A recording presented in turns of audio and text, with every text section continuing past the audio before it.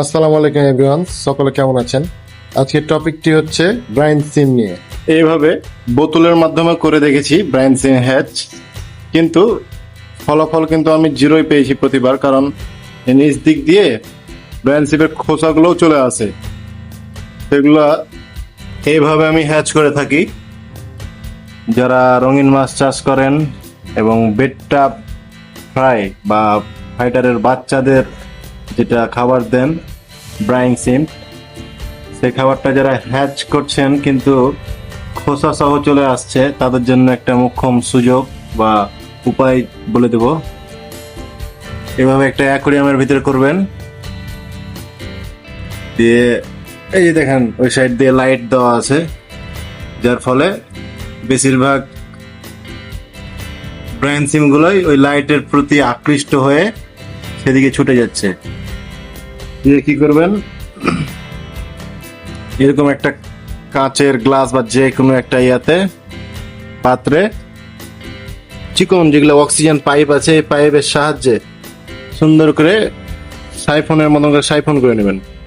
Siphon করা হলে খোসাগুলো না সরানোর কোনো ঝামেলা ছাড়াই সুন্দরভাবে এই যে গ্লাসে রূপান্তরিত করে দিয়েছি, মানে গ্লাসের মধ্যে ঢেলে দিয়েছি।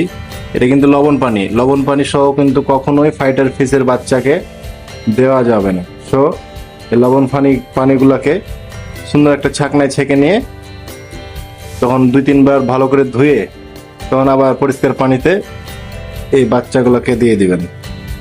ছাকনা দিয়ে ছাকার পরে দেখেন 99% কিন্তু পিওর ব্রাইন সিমটা এসেছে। একটু চুল পরিমাণও খোসা নেই এতে,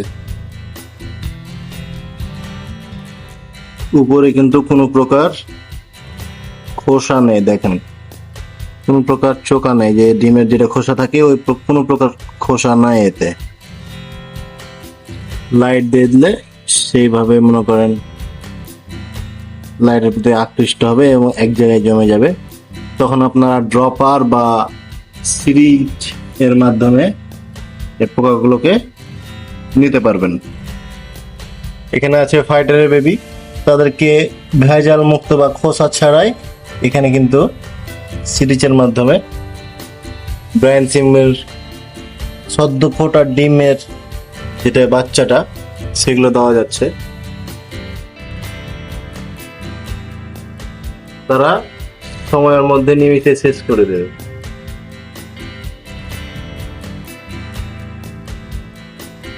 দেখেন